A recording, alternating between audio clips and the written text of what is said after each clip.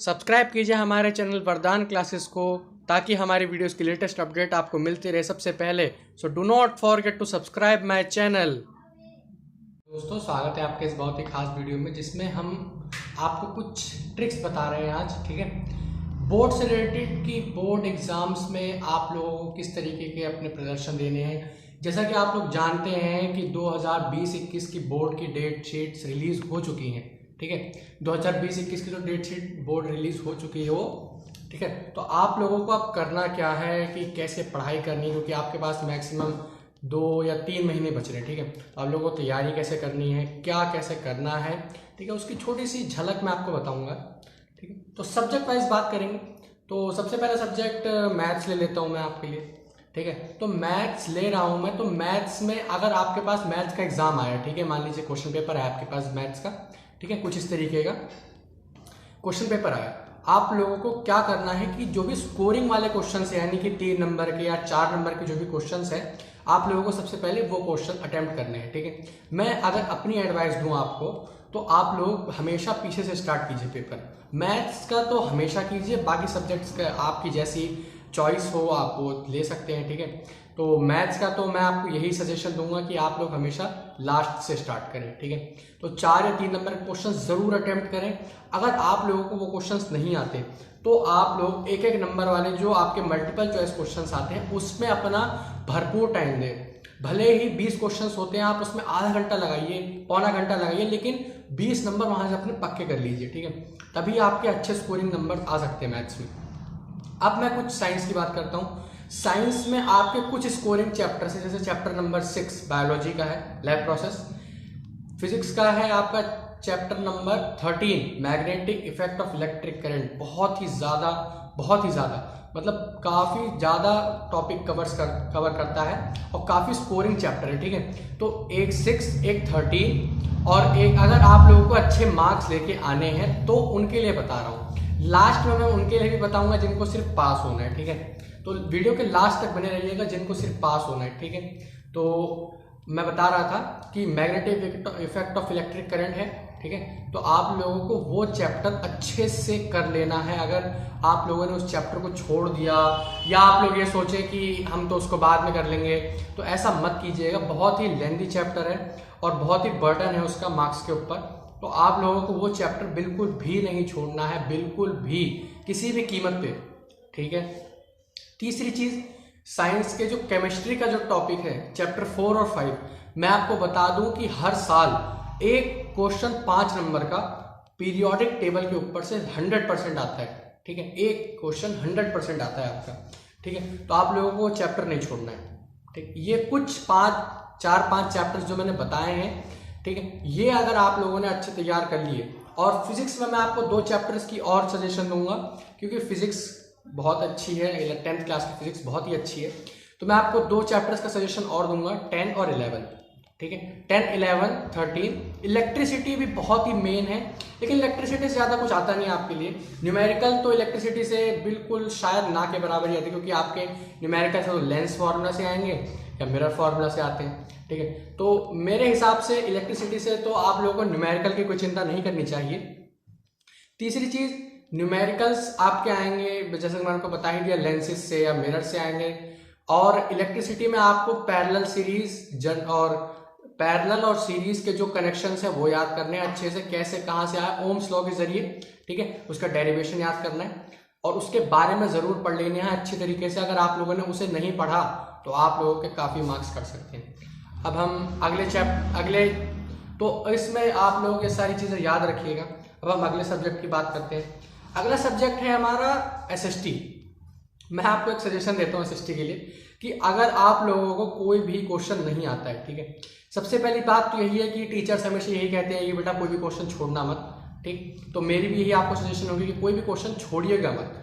ठीक है, कोई भी क्वेश्चन अगर आपने छोड़ दिया तो टीचर उसके मार्क्स नहीं देगा। अगर आप उसमें कुछ लिखेंगे उससे रिलेटेड, तो टीचर अगर 4 नंबर का क्वेश्चन है या 5 नंबर का क्वेश्चन है तो उसमें से 1 नंबर, 1.5 नंबर, मतलब आपको कुछ ऐसे नंबर्स देगा जिससे आपकी स्कोरिंग बढ़ेगी। ठीक है, तो आप लोगों को क्वेश्चंस नहीं छोड़ने, क्योंकि इसमें नेगेटिव मार्किंग का तो कोई सवाल उठता नहीं, तो आपको क्वेश्चंस नहीं छोड़ने हैं। ठीक है, अगर आपको कोई क्वेश्चन नहीं आता है तो उसको पैराग्राफ में लिख दीजिए, उल्टा सीधा से यहाँ मेरे कहने का मतलब ये नहीं कि आप कुछ भी लिख दे उसके अंदर। बहुत से बच्चे तो गालियाँ भी लिख देते, गाने भी लिख देते, ठीक है, वो सब तो ऐसे के अंदर चलता है, ठीक है।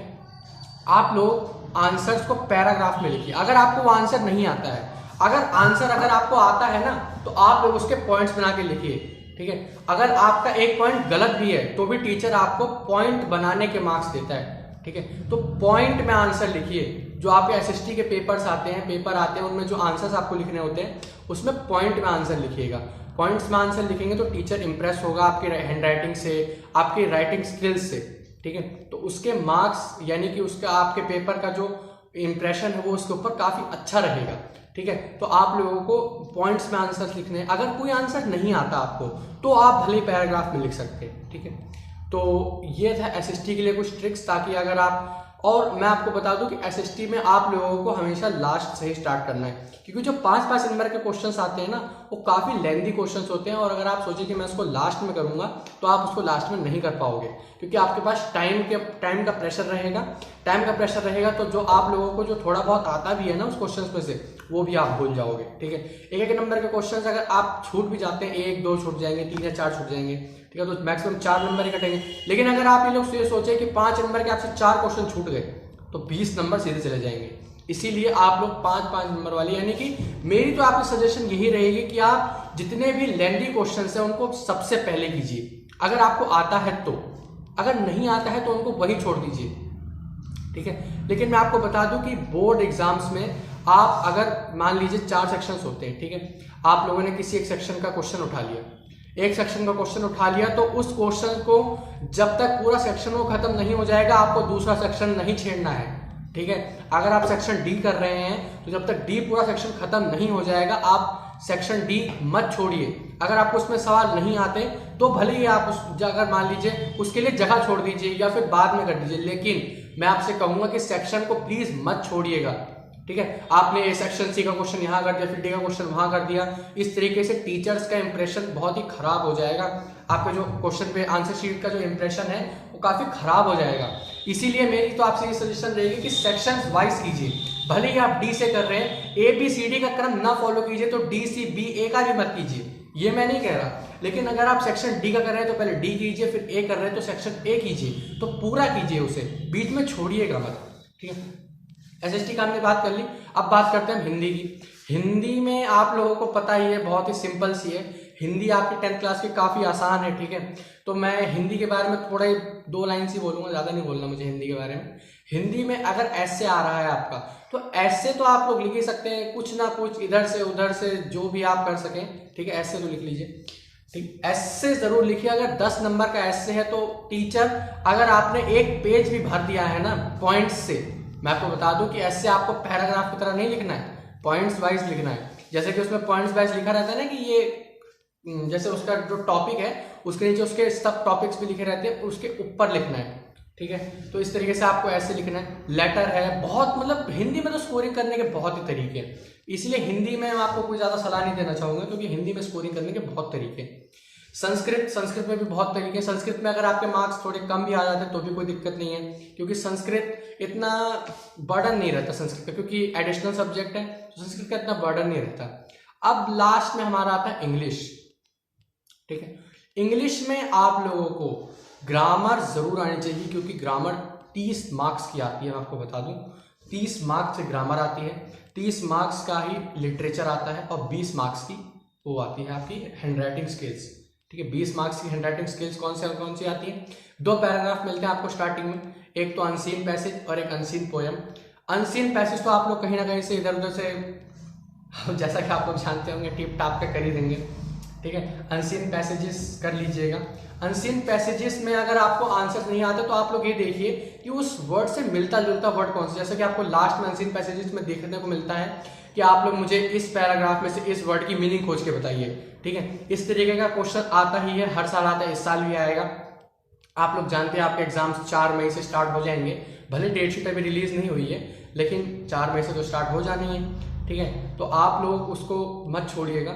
इंग्लिश में ग्रामर जरूर कर लीजिएगा, लिटरेचर बस। और लिटरेचर अगर आप नहीं भी कर रहे हैं तो ग्रामर और राइटिंग स्किल्स तो ज़रूर कीजिएगा, क्योंकि लेटर है, नोटिस है, अगर आप उसका फॉर्मेट भी बनाते हैं तो 5 में से आपको 1 नंबर या 2 नंबर टीचर बहुत आराम से दे देता है। ठीक है, तो फॉर्मेट बना के लिखिएगा हर चीज़ को।